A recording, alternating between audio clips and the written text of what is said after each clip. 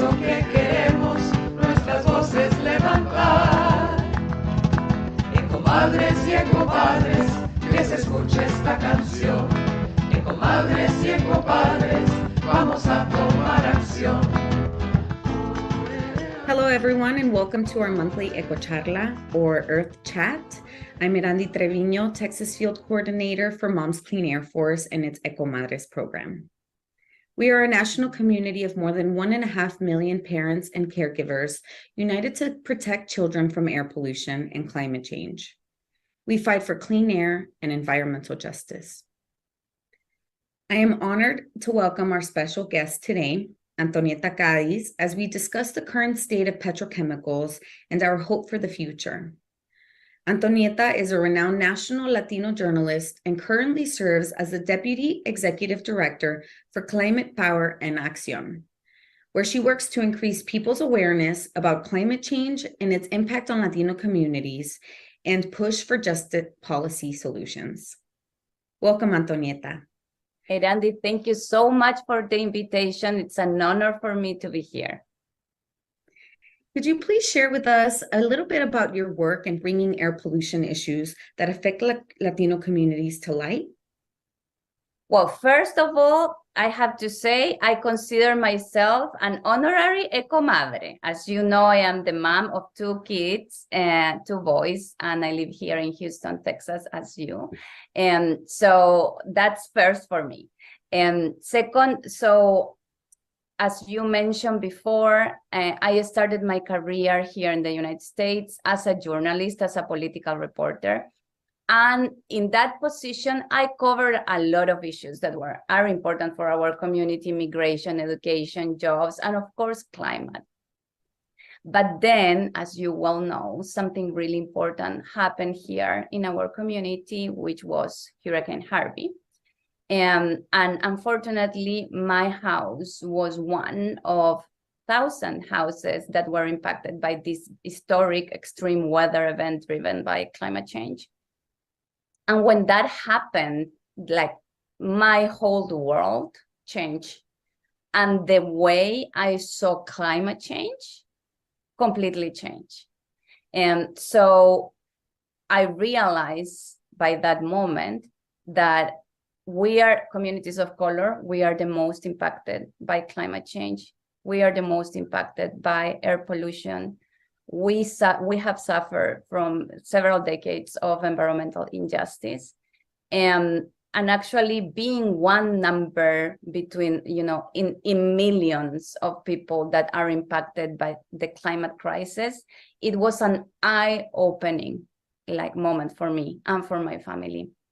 And from that moment, I started looking, and I found this wonderful opportunity in the organization I am right now, which is Climate Power, which is basically a strategic communications organization focused on winning and changing the politics of climate and driving the climate narrative. And inside Climate Power, I lead the En Acción team, which basically is focused on how do we connect the dots between, for example, now the importance of the clean energy expansion with the climate law, with actually Latino audiences, how we make sure our community knows how important this is for us, for our future, the future of our children. So in a nutshell, basically, that is the way, and that is my road, my personal road, and that led me to this moment. Yeah, no, I completely understand and appreciate, right, the power of that journey. My mom's home also was one of many that flooded, and my niece for years. I mean, now it seems that she's starting to get better with storms, but for years she was so scared because she thought that her home was going to flood again. So it was really, really impactful. Well, as you know, even though we haven't had a new Hurricane Harvey here in Houston, as you well know, there are areas that always flood, like every year here in the city. And who live in those areas? We live in those areas. So, and it's an issue, like, if we don't share, like what we're living through, it makes it more difficult to actually achieve progress. So that's why the work, for example, of EcoMadres is so important, because there are a lot of Latina moms out there that are struggling with the same issues, and it's really helpful to hear from EcoMadres. Yeah, absolutely. Thank you for that. Yeah, my mom and I also live in a predominantly Latino neighborhood. We share a home here in Houston, and the air quality here impacts our health. We feel it very strongly because we have fibromyalgia, among other chronic health problems, and also I'm pretty sure what's upper respiratory inflammatory issues, because we have so many, such a high sensitivity to the pollution. Here around my neighborhood in particular, the petrochemical industry is a big problem, right? Houston has the largest petrochemical industry in the nation, and it's also home to a really large Latino population. Petrochemicals are chemical products derived from fossil fuels. Plastics are their largest category. They're everywhere, and the industry that makes them is booming. Petrochemicals also include combustibles such as gas and diesel. Families across the U.S. are being regularly exposed to dangerous petrochemicals in the air they breathe and the water that they drink. Antonieta, can you please explain why they are such a threat to our health, especially in vulnerable communities? Absolutely. The problem with them are several. The first one is that they are super energy intensive. So what does this mean? It means that they dump an enormous amount of carbon pollution into the air. And as you were saying, Erandi, the problem is that these petrochemical plants are inserted in the heart of our communities. So this pollution they release into the air is exactly what gets into our lungs, and this compromises our health. And just to put you an example, I grabbed some numbers here. There is, for example, one plant, it's called the Louisiana Formosa Mega Complex, which emits 13.6 million tons of carbon pollution in the New Orleans area. And just to give you an example, that is the equivalent of 2.8 million cars in the road. So, it's a lot. And the problem is that we breathe that air. Here in the area we both live, Cancer Alley. Cancer Alley is basically an area that's full of refineries, petrochemicals. It compromised several states like Louisiana, Mississippi, etc. And this area, the name is not a coincidence. It's where you find people in the community with a prevalence in terms of chronic illnesses like cancer, respiratory conditions, etc. This is not a coincidence. This is a direct result of the presence of the fossil fuel industry in our communities. Yeah, even here in Houston, we have several cancer clusters, some that have been identified already, but some that honestly in the communities know that they exist because they know, down a certain street or a certain, neighborhood has so much of a prevalence of cancer. That's not even to mention other respiratory issues, fatigue, inflammation, all these other things that come as a result, right, of breathing these petrochemicals. So one of the issues is that plastics are everywhere, and the industry that makes them is just growing, right? It's booming. And families across the US are being regularly exposed to these dangerous petrochemicals, as you mentioned, in the air that they breathe and even in the water that they're drinking. Can you please share why it's important to amplify impacted community member stories? I know you spoke about it a little bit, but why is it so important to protect people from the petrochemical pollution and to let others know why that's needed? I think, first of all, I am going to talk like a mom. First of all, we see our families' health decreasing over time. We see our kids having respiratory conditions.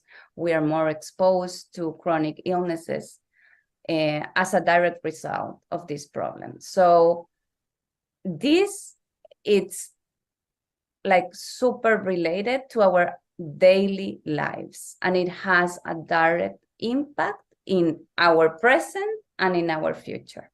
So if we don't know, if we don't have the information, like what will happen is that you will see your family health being compromised and you don't know why. You don't know why your kid is having so many asthma attacks. You don't know why you have, you develop certain illness that you don't have any, you don't have any precondition, or you don't have any family history, but suddenly this appears. So it's really important that you know what is the relation between the environment that surrounds you and the direct impact that has to your health. That's the first one. And I think the second one, and as important, is that we need to share these stories, because if we don't share them, we will find similar patterns here. We will find similar stories. And then we realize that it's not only me, it's not only my neighborhood, it's a lot of us. We are having the same problem.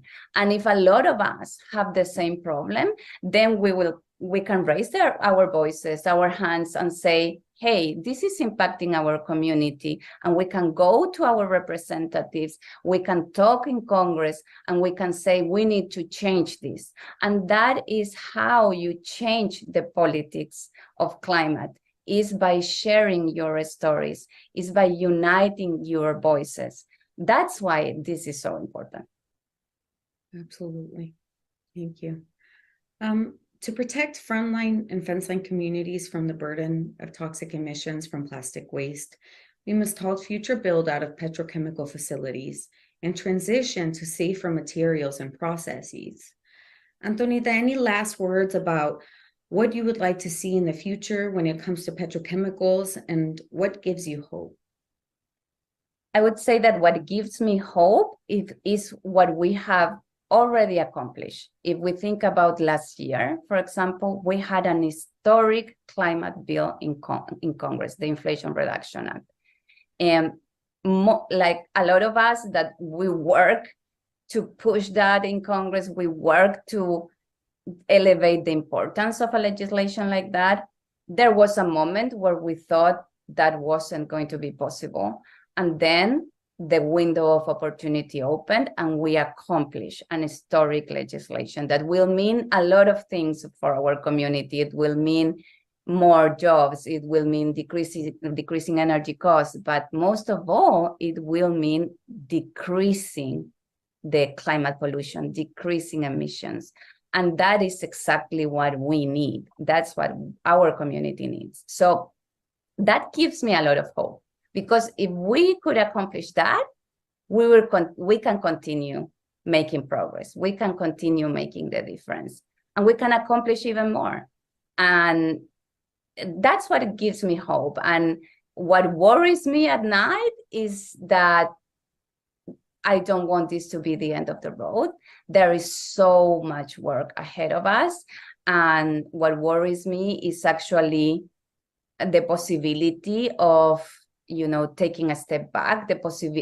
What worries me is that I know there are still people trying to roll back our progress, trying to minimize the impact of climate pollution in our communities. And that really worries me, because we know that the progress we have made is essential for us. And we also know we don't have a lot of time to actually turn the clock back when it comes to climate. So that's what makes me hopeful, but also what worries me. Yeah. Thank you for that. Everyone has the right to breathe clean air, and we have the power to use our voices to demand change for our families and for our communities.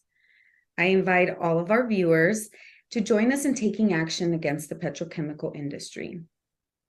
You can go to www.momscleanairforce.org to sign our petition calling on President Biden and the EPA to crack down on the plastics industry, to prevent petrochemical disasters, and to protect the health of people nearby. Antonieta, thank you so much for joining us today. Thank you, Erandi. It was a pleasure.